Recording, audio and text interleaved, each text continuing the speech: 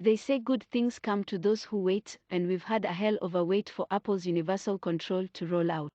In case you missed it, Apple touted Universal Control at its WWDC 2021 conference as a feature that lets you control several connected Apple devices, an iPad, a MacBook Air, and an iMac, for example, with just one mouse and keyboard. You just place your devices next to each other, then move your pointer to the edge of one screen and it bursts through onto the next one, enabling you to copy files between them or type on one Mac with a different Mac's keyboard. And now, it's finally come out in beta on macOS Monterey, so of course I decided to take it for a spin. And, despite some teething problems, it was even better than I'd hoped. Getting started was as easy as pie, mostly.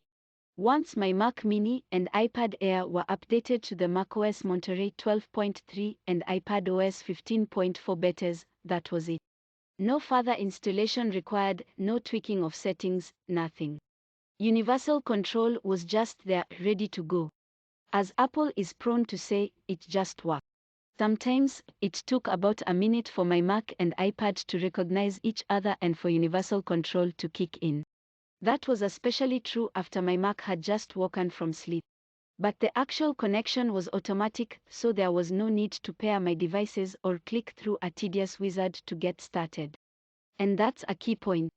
Sure, KVM switches have existed for years, and they perform a similar task, allowing you to control several computers with one set of inputs. But they are complicated to set up and look daunting. They are not a mainstream solution. Universal Control is the complete opposite. It's baked in from the start and requires no configuration. It's so simple that anyone can use it. Holy wow, Universal Control is incredible. This is me moving between a MacBook Pro, an iPad mini, and an iPad Pro using just the MacBook trackpad and keyboard. It's aware of position, lets you drag files, and supports iPadOS gestures. The hype was real and it all just works. Exploding head pic.twitter.com/pwtlYztkW. Federico Vitici, January 27, 2022. But its benefits extend beyond simplicity, it's actually exciting to use. The first time I dragged a photo from my Mac directly into a notes document on my iPad, I felt genuinely giddy with delight.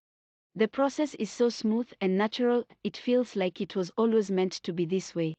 It makes anything else seem backward and passé. Of course, I've now ruined my own expectations forever, but it was so worth it. From the outside, my enthusiasm might look like a classic case of Apple's reality distortion field, but seriously, give it a try yourself.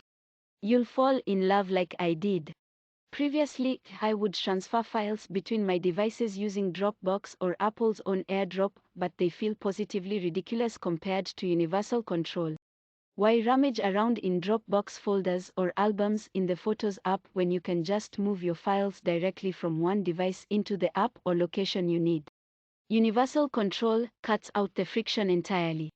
Plus, all this means you don't need multiple keyboards, mice, and trackpads for your multiple devices. Once you've moved the mouse pointer from one device to another, your keyboard automatically switches focus so you can use your iPad's third-party keyboard case to type on an iMac, for example. It's a great time saver and perfect for productivity. Since Universal Control is still a beta, I ran into some problems. In fact, it didn't work at all at first, but a quick restart of my Mac fixed that issue. Some people have reported Universal Control worked for them the first time, whereas others had to restart their iPad as well as their Mac. Your experience may vary. Changing the device orientation, such as moving the iPad from the left of my Mac to the right, was buggy.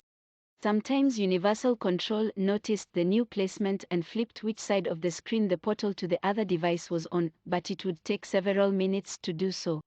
Sometimes it didn't change at all. Luckily, there's a new menu in System Preferences displays that lets you manually change the orientation. You can also change the vertical position of the devices relative to each other so the mouse never appears in a weird place. I also had issues with the connection seemingly dropping, which halted Universal Control in its track. Sometimes my iPad refused to appear in my Mac's display settings, whereas other times the two devices were overlaid on top of each other.